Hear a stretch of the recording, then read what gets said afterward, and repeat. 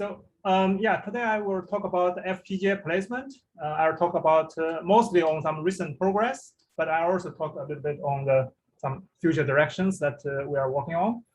Some of these may be mixed inside the recent progress, but yeah, it's really my great pleasure to be today's speaker and share with you some of our recent results. So the outline of my talk will be as follows. I will give some introduction about FPGA and then FPGA placement. And then I'll talk about some recent progress. Here are some results I'm going to highlight, including elfPlace, which is, I think, the current academic state-of-the-art FPGA placer, which can handle large scale.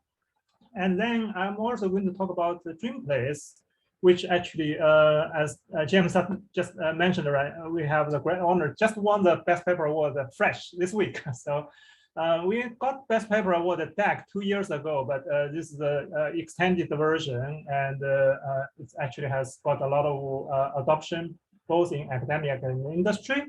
And then the nice thing is that with elfPlace and DREAMPlace, we can say, hey, can we marry these two, right? And because elfPlace is for FPGA, DREAMPlace was more for the ASIC, right?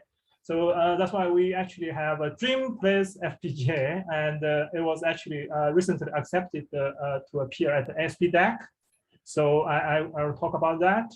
And meanwhile, I'll talk a little bit on some machine learning aspect, and which just an example, right? So because when people talk about FPGA, right, you not only care about wirelength and so on, but congestion is very important because the routing resource is fixed, right? So how to get that prediction and is very important. And then I'll talk about some future research directions. So FPGA, I'm sure in this audience, you probably have heard about it, right? So FPGA is widely used now, right? In not only like conventional like prototyping, emulation, but in space, in all kinds of applications, machine learning accelerators, and so on and so forth, right? So for FPGA, right, once you have a system level specification, usually you can do some high level synthesis and logic synthesis, then you can map it, right? Once you map it, this is more in the logic design stage, right? So you will map that into your FPGA board, right? But to really map that into the board, you have to do a lot of physical designs, right? Including how do you place them and how do you route, and then you will generate bit streams, and then you write it into the memory, and then this FPGA will do the nice, cool job that originally you specified, right? So for this work, I'm mainly going to focus on placement. So in the Crossroads Center, we do have PIs which cover different areas from applications to more logic architecture, and then I'm more focused on the physical design aspect, right?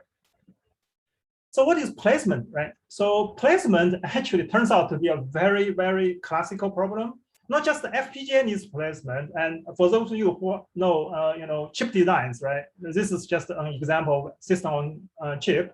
So you have a bunch of macro, but you have standard cells. The placement, essentially, the task is to place those cells in a geometrical embedding, like in this chip image, right? And of course, it's non-trivial because the cells are all connected with each other, and there are millions or tens of millions of cells, right? Plus, like this is maybe hundreds or even thousands of macros in modern SoCs or ASIC chips. But in terms of FPGA, which we are going to talk about in this talk's context, the placeable objects are called, those primitives, right? It can be lookup tables or flip-flops and some memory and blocks and stuff like that, right? But no matter what, for modern designs, you have to handle, for example, millions or tens of millions of these primitives or placeable objects, right? So you can imagine the problem is very complicated, and since you have to map them into this geometric discrete location, right? So it's a very classical NP hard problem. It's a really hard problem. So and placement, as you can see, is in the middle of this design stage, right? Because without placement, you don't know how long your wire is. And if you don't know how long your wire is, and nowadays, right, your chip performance is more dominated by interconnect than transistors. So if you don't know your wire, and then you want to know your timing, you want to know your power, and then if you cannot route, oops, your chip cannot function, right? So not only all this quality of result, but turnaround time is also very, very important, especially for FPGA, I would say, right? I mean, for ASIC or high performance chips, right? For example, NVIDIA that could afford, I think recently I saw some data, 8,000 engineer a year to design a really complicated automotive like a driving complicated SoC, right? However, for when people are having an FPGA, they write something, they hope those people, especially that deal with if we are like a software engineers, right? Typically, you compile, you will get the result, right? Then you can start to run. But for FPGA, if you want to get a high quality and to get all this, right? So the compilation time could take days, right? But that's not acceptable to a software engineer. So turnaround time is very, very important. So now let me give you an overview of this placement kind of problem and the solutions people have had in the last 50+ years. Okay, as I mentioned, right, since placement is such a classical EDA problem, so there are tons of algorithms and packages people have developed over the years, of course, in industry, but also in academia. So here is not a complete list, right? It's just a represent to give you a sense of how people have attacked this placement problem, right? So in early days, people have used some partitioning or simulated annealing approach. For example, in a very famous package in FPGA physical design, VPR from University of Toronto is using simulated annealing, right? And then later on, people have used from partitioning aspect, you may do some multi-level partitioning. And then I think modern placement typically will use some kind of analytical techniques. So essentially, you can model your placement problem into some kind of optimization problem, and write down your wire length, for example, as a certain kind of either quadratic function, a summation of some quadratic function, or even some more higher order nonlinear optimization problem. So then, of course, there's also a lot of issues. And when you are solving this, maybe you will have a lot of overlaps, because if you just want to minimize overlap or minimize wire length, the best wire length is to have all the XY location of your cells to be on top of each other. Then you have 0 wire length, right? But that's not meaningful at all. Also, that's why usually, especially this is during the so-called global placement stage, you would like to spread your cells or spread your primitives such that you are more or less kind of roughly legal, or later on you are going to have a stage called legalization, or you can do further detailed placement to improve quality of results. But no matter what, right? So it's very important, to make sure during the so-called global placement, you are trying to optimize the global, objectives such as wire length, timing, overall routability, and so on and so forth, right? So this is a typical analytical placement framework in the sense that, you want to minimize the summation of all the wire lengths, okay? But this is just a very, how do I say, basic formulation, right? But you can actually tweak it. Let's say, hey, if you want to minimize a certain weight, you can put some kind of lambda, or for each E, you can put a certain kind of weight, right? Or maybe I shouldn't call it lambda, but anyway, maybe you can put some weight in front of wire length to make it a weighted wire length. And what's the reason behind it, right? Let's say you have a certain kind of weight in front of this wire length, right? Then if you know that, this net is a timing critical net, I can give it some higher weight, maybe 100, right? And then versus another one, not so important, you give it just a weight of 1, right? So stuff like that, right? So that means this formulation, you can easily kind of, extend it to handle not only wire length, but timing and power. And people also use this to handle congestion. For example, if you, find some areas very congested, you can say, hey, maybe I can play tricks in my cell area. I can kind of artificially inflate the area such that it will try to spread even more. Right? Anyway, so that's why this is a very, very fundamental placement formulation. Minimize wire length, summation of wire length subject to the density constraint at any location of XY, right? But of course, this is a kind of constraint optimization problems. And usually we know that constraint optimization problems are harder to solve. And usually we can introduce some kind of Lagrangian relaxation and to introduce this kind of Lagrangian multiplier in front of this. So essentially you want to minimize this weighted wire length plus the density. So if your density is very high, which means you violate this constraint, then you are going to give it some higher penalty, right? But as you can imagine, when you are dealing with millions or tens of millions of objects, this is very, very complicated, right? So it will take a huge development effort and also runtime to tune it, and then ultimately you can converge to a high quality placement result, right? So not only this, now let's talk about the FPGA placement in the context. So FPGA usually, right? So you will have some net list, right? Usually a net list, you will map, oh, this is a NAND gate followed by another NOR gate, and it goes to another inverter, and so on and so forth, right? But among these, of course, you have like a logic unit to do computing, combinational logic. But meanwhile, you also have flip-flops, right? Which you need to do some storage, right? So. And also, not only that, in FPGA, you may have memories, right? So that's why, as you can see, for FPGA, if you take an FPGA board, right? So there will have regular, maybe columns. For example, this column, several columns, maybe for CLBs, combinational logic block, and then you will have maybe DSP, you have RAM, you have also some IOs, right? So stuff like that, right? So as you can see, placement for FPGA have a lot more constraints, right? And also, this kind of FPGA board are prefabricated, right? So of course they can implement different gates, but ultimately you need to map this, or maybe this guy to an inverter, the other one is a NAND gate, and so on and so forth. Then they are connecting with each other, and so you want to minimize the timing and wire length, and stuff like that, right? So that's why FPGA placement, although in principle you can leverage a lot of ASIC placement to solve it, it has its uniqueness in the sense that you have fixed primitives and fixed prefabricated board, right? And you cannot change this board once your board has been fabricated. You cannot say, oh, sorry, can I have a CRB here? No, you cannot do that. So, and you will have a lot of hard constraints for placement and routing.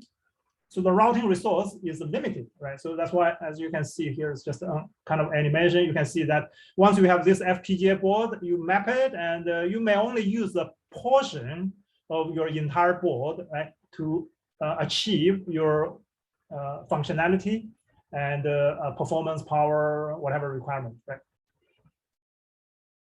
Okay, so by the way, yeah, here I use the notation of CRB, and so note that the two largest FPGA companies, Xilinx and Intel, and because Xilinx, by the way, in the previous academic, they released a bunch of benchmarks, right? So that's why we have been using their notation, right? But in general, right, the CRB is equivalent to Intel's LAB, and the BLE, which is even a smaller unit inside the CRB, okay?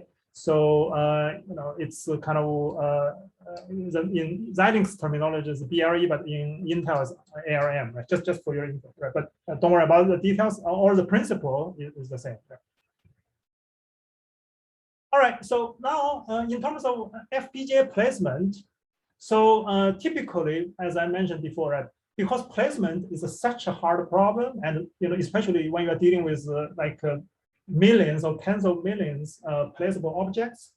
So there is no way to just, hey, let me have a magical algorithm, just, okay, wow, gee, let's place it, and then, wow, 20 million cells or 10 million primitives, or those can be just placed in nicely in those follow all these constraints, right? And with a good performance and timing, and you can route no problem, right? So no, that's like you usually need to decompose it, divide and conquer into a global placement and detail placement or legalization detail placement stages, right?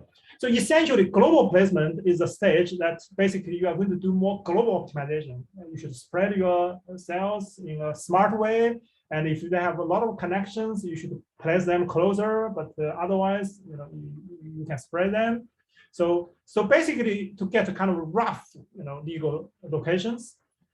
And then you have something called a detail placement, which will further improve the placement results, right? Because as I mentioned, right, so placement problem is NP hard. So even you have some really nice algorithm in global placement, hey, you still have to use some heuristics. And when you try to legalize it, a lot of optimization may be broken, right? So when I say like legalization or clustering, essentially, basically, for example, in ASIC, right, you have standard cell rows. You have to snap your cells in those rows.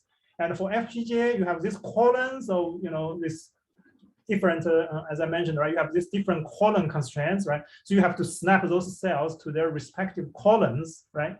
And to satisfy that, right? So that's why while you are doing this, and you may miss some optimization, and then you have to do some further detail placement to improve the result, right? But as you can see, to determine the overall quality, global placement definitely plays the most important role, and that's why most academic research or engineering are more focused on global placement. But of course, I'm not saying others are not important. They are very important. Every step is important, And so, in this talk, I will mostly focus on global placement, but other things will be related. And then once you have this kind of different steps, right? So there are different kind of approaches to build up your kind of methodology and flow. In the sense that, hey, shall I do like a packing? Well, sometimes when people say clustering, it's related with packing, right? So essentially, if you have too many of these, you may want to kind of pack them a little bit together into CRBs, right? CRB is a kind of bigger unit, right? In the lower level, you have lookup table, flip-flops. This is like a very fine granularity. Maybe you can kind of cluster them and pack them into some BLE, and then bigger units like a CRB, right? So for example, in VPR, right, they will do this kind of packing, and then they will try to place it, right? So, but of course, once you packed them, so into one, big unit, then you kind of lose some optimality. You give a lot of constraints, right? So, but that's why sometimes people will do pack, place, legalize, or pack, semi-pack, legalize. I mean, you can have different kind of flows, right? So to integrate all this together. So now let me talk about a little bit give you an overview of the global placement algorithms for FPGA. As I already mentioned, right, so you can use simulated annealing. So in general, simulated annealing can get good quality of result if you give it a lot of runtime. But in general, it's slow because you are essentially doing kind of stochastic movement and then check, hey, if the result is good and better compared with previous one. But you may randomly generate a lot of very bad solutions, right? And meanwhile, you can also do this kind of min-cut partitioning. But in general, partitioning algorithm is fast, but partition is not stable. And in the sense that if you change your net list a little bit, your new placement will maybe totally different. So it's not stable. And the quality of result in general nowadays is not very competitive compared with the analytical placement, which is the current state of the art. So as I mentioned, right, in terms of analytical, you can do quadratic or nonlinear. In general, quadratic, essentially you model your wire length as a kind of like a quadratic function. Let's say you have a wire length, right? It's a quadratic function of wire length. But in general, right, you only care about wire length. You don't really, I mean, sometimes you kind of care about the quadratic wire length. But when you're using quadratic wire length, you essentially will penalize long wire significantly more, right? So there's pros and cons, right? So, but in general, nonlinear placer has higher, flexibility. So let's say, okay, let me just give a quick kind of overview of what other folks work before I'm presenting elfPlace. Right? So VTR is actually simulating a annealing-based placer. What they do is that they will do packing, as I mentioned, right? So they usually will pack it first and pack it into the CLB level, because otherwise, if you are going to do simulate annealing on millions or tens of millions of cells, that's ridiculously slow. That's almost impossible, right? It's take a huge amount of time. So that's why they will try to do some packing first, and then they will do placement using simulated annealing, right? Because that means your movable object, you don't have so many movable objects, right? Instead of millions, right? Maybe you have, tens of thousands or something like that, right? So it won't be like too huge. But the problem is that during this stage, maybe you cannot modify cluster anymore. Of course, you can decluster, but then then you have a lot of basic units to deal with. Right? But VPR has been widely used in the FPGA architecture evaluation and so on and so forth. And actually, the most recent version of their work actually just won this CHETS 2020 the Best Paper Award. Right? So congratulations to Professor Betts, who is also a PI in this Crossroads Research Center.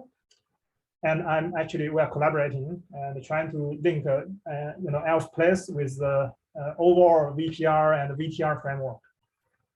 Just want to give you guys some context. Then the quadratic placers, right?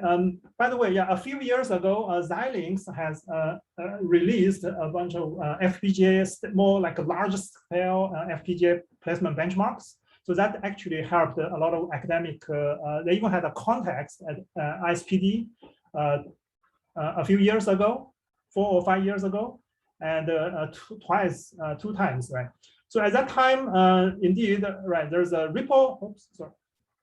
So this Ripple FPGA is from CU Hong Kong, Chinese University of Hong Kong. And it's a quadratic placer in the sense that the objective function is a quadratic wire length. And then you will do, so they do some soft packing, then global placement, then kind of further packing, and then, do some more optimization. I won't go into details. Basically, this is like place, and then you will do some placement first, then do semi-packing, then you do legalization. And this Gplace is from University of Guelph in Canada. So there are also, it is also one of the top placer in FPGA. I think one of the award-winning ones, right? During that ISPD contest. So again, I mean, the principle is pretty similar, right? Essentially, you do initial placement, you do quadratic kind of optimization, and so on and so forth. Maybe you will consider some routability, and then you will do some window-based packing, legalization, and so on and so forth. Right? Again, so this is just different ways to manipulate, right? So place or pack or place or legalize. You can do different ways, right? Then this is our early version, UTPlaceF. By the way, yeah, actually our UTPlaceF won ISPD placement FPGA placement contest 2 years in a row in both years contest. So this is the work mostly done by my former PhD student Wuxi Li. And so this one, the UTPlaceF is also based on a quadratic engine. So again, pretty similar to the other folks, right? But I mean, okay, when we are dealing with placement, even you have a big framework which is the same, right? There's a lot of, how should I say, right? Devils in the details, right? How do you do the global placement? There's a lot of parameters you need to tune, and then what is the flow, and so there's of course a slight difference among these flows. So then in a later version, we have a UTPlaceF with direct legalization, which in the sense that, previously in general, when people are doing placement, they are going to separate the placement, packing placement, kind of, and then legalize, right? And this actually has a very nice framework in the sense that, you will do direct legalization, and in the sense that, we have certain flavor of simultaneous placement and packing inside.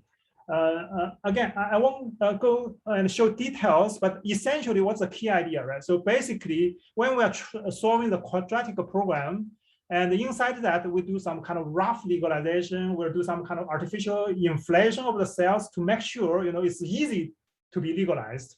And that's why not like wait until, wow, you place this and then you legalize it, you found, oops, you cannot really put them into a CLB and that easily. So then you will disrupt your original high quality result will become much worse, right? So by doing this, direct legalization, we actually can dynamically adjust the LUT and FF, those area adjustment, so that basically, essentially we can kind of mimic the packing effect during the placement to ensure that later on when you are doing real packing is very easy. Right?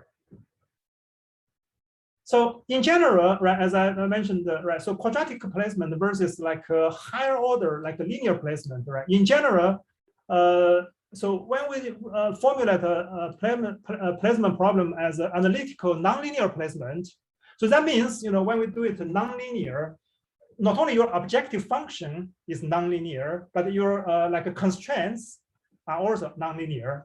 However, if you are just allow yourself to be quadratic, that's pretty hard to handle this constraints of your overlaps, right? So that's why oftentimes when people are doing quadratic, to spread the cells, oftentimes they may say, hey, to spread it, you may use some algorithm like partitioning or use some other algorithms to spread. However, when we are doing like this nonlinear placement, not only your objective function is nonlinear, but then you can actually model your like spreading into a nonlinear force, and then you can solve this very very, I would say, jointly, and you have that's why it has a really good expressiveness, and in terms of quality, it is high. But in general, in the past, right, so when you are dealing with nonlinear optimization compared with quadratic, right, so the runtime is not as good. That's why the runtime is not as good, right? But that's why, however, when I'm going to talk about the DREAMPlace framework, right? The thing is that once you have this formulation into this, nonlinear optimization, and although, solving each of these may take, in terms of complexity, is higher than the quadratic ones, right? With maybe simple partitioning, right? However, because everything is analytical, a unified framework, then we can really do high-level parallelisms. So now let me talk about elfPlace. So elfPlace was actually originally published at ICCAP 2 years ago. It is a general and flat, right? I think I like to emphasize flat is very important, because basically when we're dealing with the flat, you are dealing with the lookup table or those very basic unit, right? You are not dealing with the big LUT, also big like a CLB and those things, right? So that allows you to really get a fine granularity optimization, and also we can handle very large scale. So the projective function, again, is the same, right? You try to minimize the total wire length subject to certain density constraints. And one thing I like to mention that, in elfPlace, we actually extended the ePlace analogy, which was published a few, like in TCAT 15 from UC San Diego, Professor C.K. Chen's group, right? To cast the placement density cost to certain kind of electrical static system, which is actually very nice, a beautiful analogy. So what is the electrical system, right? So let's say if you have many cells, right, and each cell wants to go to a certain site, right? And then in our examples, right, remember we have those columns, whatever site, whether it's for CLB or like DSP and so on and so forth, right? So you would like to attract the cells to the proper site. And meanwhile, of course, you want to make sure the utilization is not too big, right? Because this is related with density, right? And then you also have some kind of utilization penalty, right? Essentially, you can think about, for each cell, you can think about it, oh, it's a positive charge, and the site is kind of negative charge, but they are fixed, right? And then the utilization is like, oh, okay, that's the charge density. If the density is too high, they are going to repel each other. right? And then, you also want to have other optimizations. When you are trying to optimize those gradients, it's equivalent to solving some field equations, right? I won't go into all the details, but yeah, you can imagine, essentially, when we try to solve this wire length optimization problems, it becomes a very nicely formulated optimization problem, try to minimize total wire length subject to those density constraints, plus some other objective the goals, right? So again, right, I won't go into details, but basically those size, including lookup table size, flip-flop size, DSP size, and RAM size, and each of them will have a separate electrostatic systems. And again, we use the augmented Lagrangian method and to solve this unconstrained optimization. And while you are solving this, you have to solve those, Poisson equations for the electrical static systems. But no problem, we can solve them numerically using some spectrum method, like a discrete cosine transformation. And also, of course, ultimately you have to do legalization, detail placement. But this is similar to the UTPlace DL, the direct legalization work that I just mentioned before.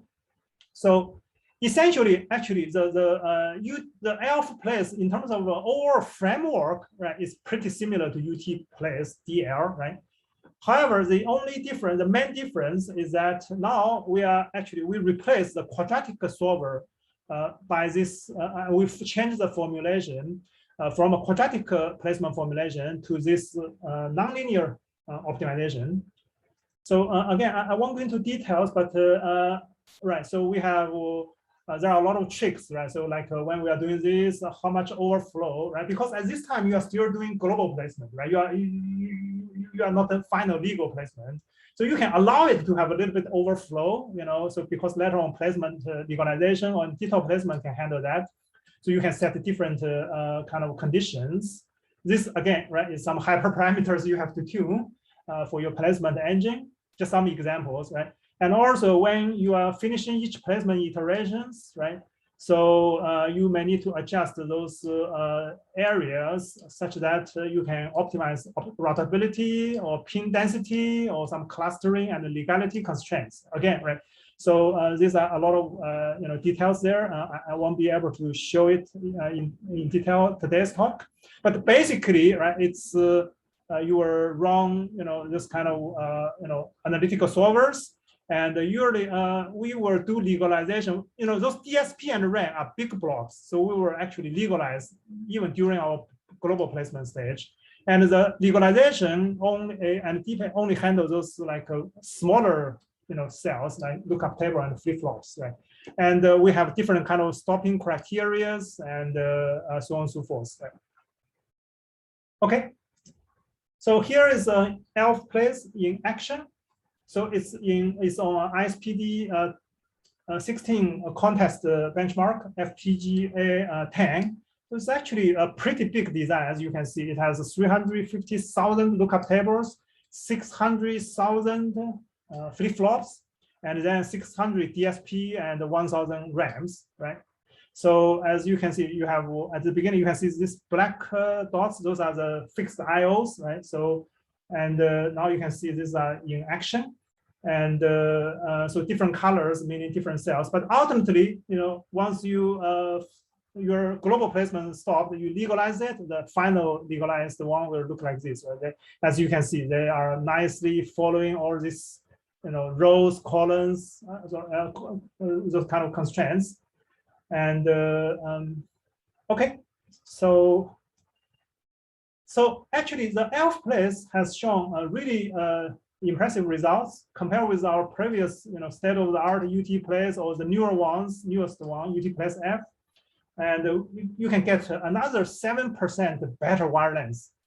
This is actually very significant because placement is such a, how do I say, a well-studied topic. And every few percent, is not easy to get. So compared with other state-of-the-art, yeah, we all get much better results.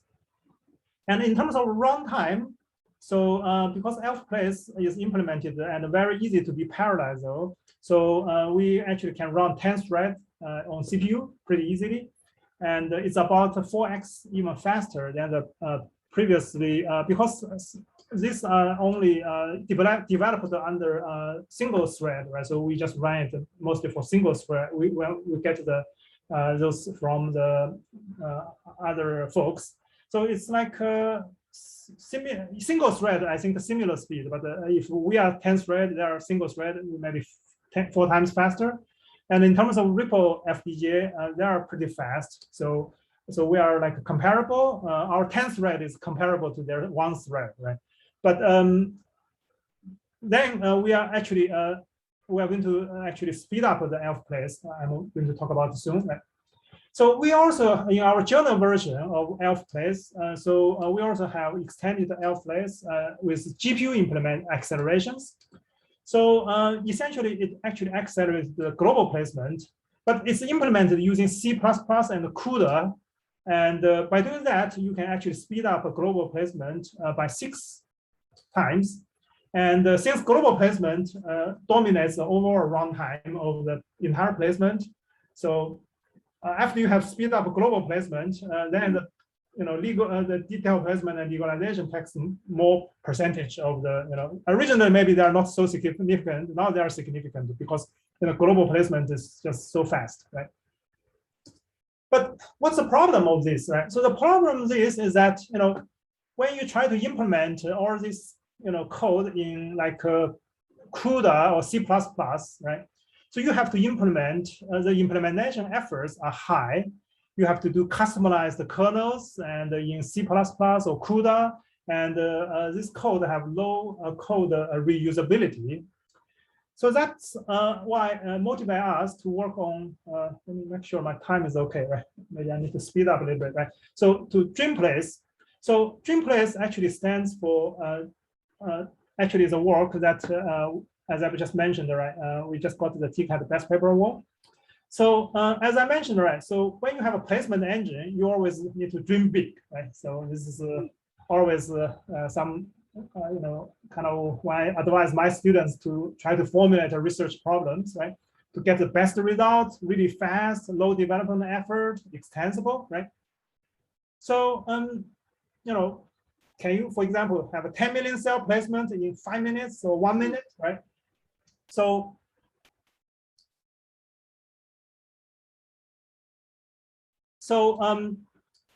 yeah, so in DREAMPlace, basically we proposed a novel analogy by casting a nonlinear placement optimization problem into a neural network training problem. And by doing this, actually, we greatly leverage deep learning hardware and software toolkits, and which means that we can do ultra high parallelisms and acceleration while getting state-of-the-art results. By the way, when we are doing it so fast, you can actually run it many times. When you are putting it in real applications, people care about timing and routability or other things, then actually that means better results, right?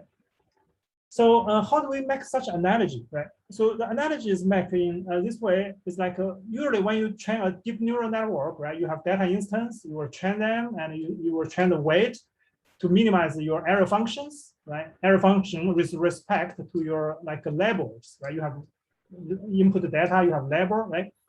And then you do forward propagation, and then you do backward propagation with respect to weight. And then, once you train this neural network and the weight, then, okay, you get the best trained neural network, which then can do inference and which minimize your error functions, right? Actually, now if you look at your wire length optimization problem for placement, so you want to minimize wire length subject to density constraints. By the way, when you are doing neural network training, right, not only you want to minimize the objective function, you also want to, kind of add some regularization such that you don't overtrain, overfit, right? So surprisingly, they look so similar, and then we can say, hey, while you are doing your placement optimization problem, your data instance are your nets, and your wire length, of course, the smaller the better, the best is 0, right? But then you can think about the error function is your wire length, and then what is your weight? The weight essentially now is your XY locations, right? So then you can do this kind of forward, backward training. then once you train, you get your best XY locations. That's essentially your best solution, right? So that's why we can cast this solving placement problem into a neural network training problem. So one thing I like to emphasize is that here we don't really need any training data. Essentially, we are leveraging the deep learning kind of infrastructure from hardware like a GPU and then PyTorch, those software kits, and with highly optimized software engines to help us to write our placement engine. So as I already mentioned, right, essentially your wirelength is your objective function, your weight essentially is XY location, right? So now, as I mentioned, right, so to develop a DREAMPlace architecture is very simple. Now, essentially, in your existing software, right, you already have a bunch of nonlinear optimizer, automatic gradient computation, convolution, stuff like that, ReLU, right, in your engines, right? What we need to do is just to plug in a placement API. Of course, we still need to have our own customized wirelength and density computation operators, and so that we can actually plug it in, and then we can just implement our DREAMPlace, right? So this is basically the architecture for DREAMPlace. Here is just some details, how we can accelerate the wirelength kernels, right? I won't go into details, but basically this is a wirelength function. As you can see, it's a kind of complicated nonlinear function for half parameter wirelength. But hey, it is differentiable. It's actually nice to be computed. And then we can use massive parallel schemes. And another thing is for density computation. And since when we model this each cell as some kind of electrical static systems, right? So then it essentially is try to kind of, if they are very close to each other, they're going to repulse each other, and then they're going to attract them into some regions. So you have to deal with some Poisson equation, etc. But hey, no problem. We actually can leverage highly optimized FFT kernels in those deep learning toolkits, right? So again, instead of developing everything from scratch, so we can actually do that, and we even have some further optimization in these kernels. Again, due to the time limit, I won't show it in details. But basically, we try to match the quality of results compared with the previous state-of-the-art academic placer with many, many cores, okay? But we only use the one GPU core. However, we can still see 30, 40x speed up, and in the largest benchmark that we have, like 10 million industry designs from our collaborator, NVIDIA. So we can finish the entire placement in like a few minutes, okay? But for this previous one, it pretty much crashed, right? So I cannot even finish it in 3 hours, right? So for the large design, right? Largest design. So as I mentioned, right? So we want to have some dreams, right? And we want to have best quality of results, really fast and low development effort, and extensible. So it turns out that all our dreams come true, and actually we can even dream bigger. So as I mentioned, right? So so in the machine learning community, people actually routinely develop new solvers, right? For example, stochastic gradient descent, Adam, and so on and so forth. And so we can actually easily, in our newer version, we actually try the different solvers. We can easily leverage that. And of course, you may want to handle new objectives like routability constraints and so on and so forth, and other constraints, no problem. We actually extended our DREAMPlace to handle that. And usually, right, so in machine learning community, people may come up with multi-GPU or distributed computing or mixed precision training. So yeah, again, we can actually dream bigger and leverage that. And meanwhile, actually, this is the next topic that I'll talk about, right? So, hey, we can also handle some other kind of problems, such as FPGA placement or macro placement or sizing and so on and so forth, right? So first, right, let me just quickly talk about the DREAMPlace 2.0 and 3.0. But 2.0 basically is a version that we handle detail placement. So I won't go into details, but we can also do concurrent ones for those detail placement. This is more for ASIC, right? Again, we can show like 16x speed ups. Then for DREAMPlace 3.0, it's also originally targeted for ASICs. but it has like a so-called fence region constraint. So fence region constraint essentially is like give you, different areas, like these fence regions, you would like your cells to go to those regions, right? So actually this one mimics the FPGA placement really well, because, in FPGA placement, remember, right, I have all these columns, and, you have to place your, like a CRB or DSP in their respective columns, right? You cannot just place them anywhere. So again, right, so, this is our DREAMPlace 3.0, which actually also shows some state-of-the-art results. So with this, that actually motivates us to kind of marry, this combine the elfPlace and DREAMPlace together. So that's why we developed a DREAMPlace FPGA. So it was actually essentially, by leveraging these two state-of-the-art work, and basically, the quality definitely, as we already know, it's already state of the art, right, in terms of placement results. Meanwhile, right, we were really leverage the deep learning toolkit, enabled acceleration with a lot of low development effort, and the algorithm also is very extensible later on, right? So if we want to have, new algorithms and so on and so forth. So yeah, with that, right, again, right, I won't go into too much detail.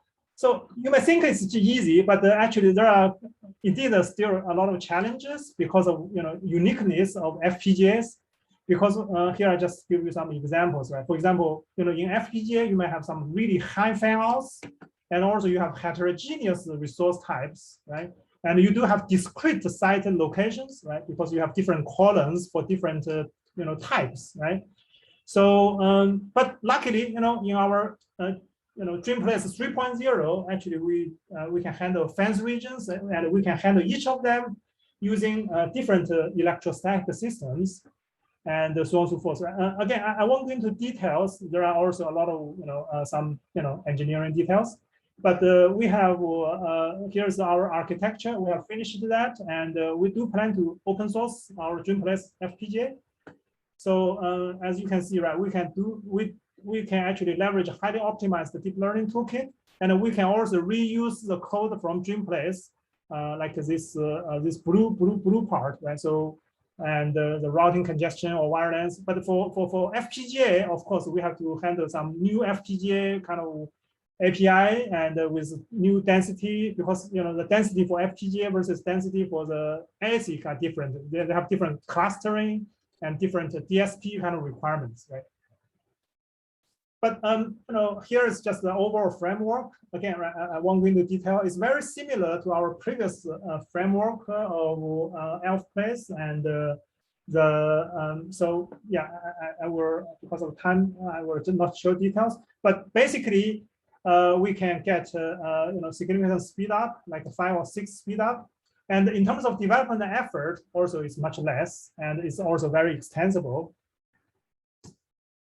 So yeah, so yeah, what's the next step, right? So of course, so far we haven't we only did this DREAMPlace for the global placement, right? We would like to do it for legalization and detail placement, because now that becomes a bottleneck. We also integrate DREAMPlace FPGA with VTR, and also try to extend it to 3D FPGAs. And as I mentioned, we'll make it open source. So last thing I'd like to quickly mention is that so far, our these placement engines mostly are trying to focus on key results in terms of like wirelength and so on and so forth, right? But routability is very, very important. So we have also leveraged the machine learning to handle routability. To do this, actually, we use some technique called GAN, Generative Adversary Network. So which, yeah, so we can, this is some fancy animation from my other students, Mohammed. But anyway, so essentially, you have pin densities, you have like a vertical demand of routing, and then you have horizontal demand, and so on and so forth, right? We can kind of combine them into certain kind of RGB image, and then we can do training, and then we can ultimately generate the routing congestions along vertical and the horizontals, right?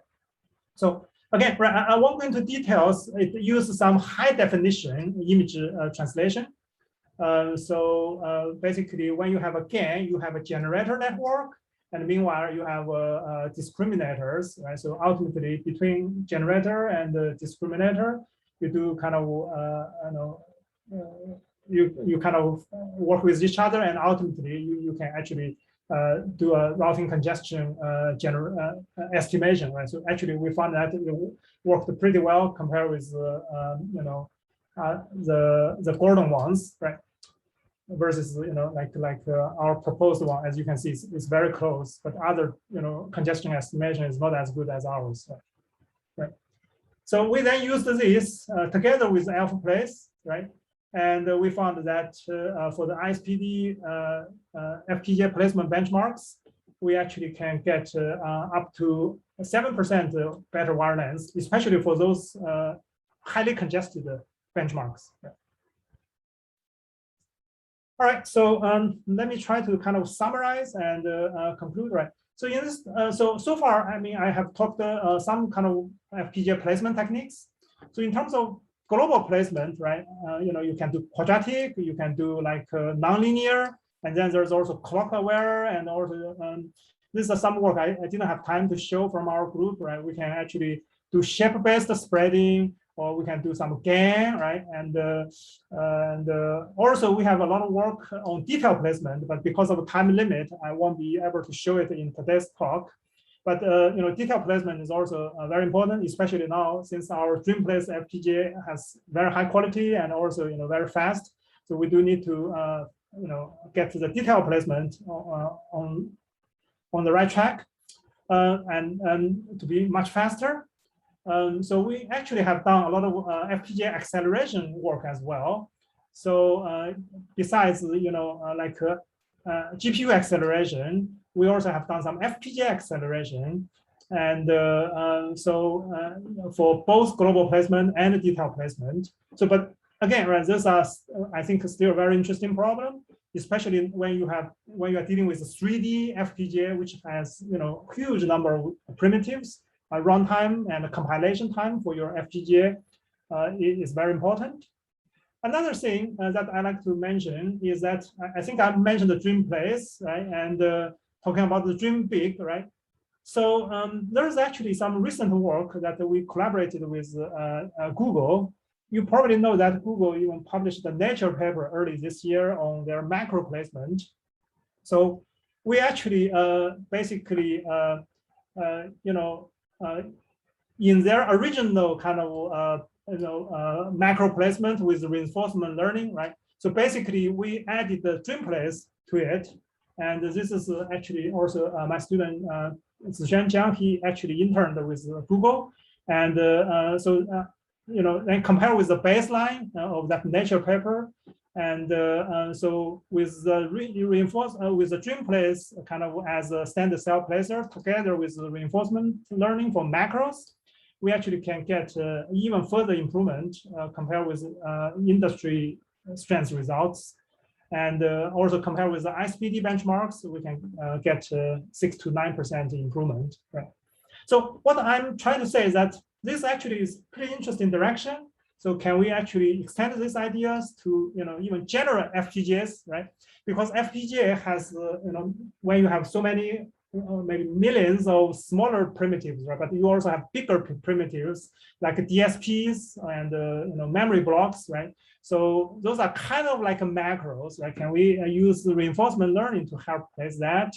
And again, right? So I'm sure there's a lot of research opportunities here, and through Crossroads Center. Plus, we are also planning to release our DREAMPlace and to integrate with a VPR framework, which is already open sourced. So I think that will allow really cross-team collaborations. And I think leveraging ML hardware software is a very interesting direction, plus algorithms, right? So as I just showed, using machine learning to do a lot of prediction and so on and so forth, right? I think, yeah, there's a lot of research opportunities here, and I think we are really open for research collaborations. So I'd like to acknowledge the Intel VMware Crossroads Research Center for sponsoring this work. And even previously, I've worked with Intel through some Intel FPGA project. And we have some other funding from Xilinx and NSF working on this. In particular, I'd like to thank Dr. Mahesh here from Intel for very heavily involved in our projects and co-supervising some former and current students. And those are the current and former students involved. All right, I think time is up. Thank you guys very much. And I'm to take some questions.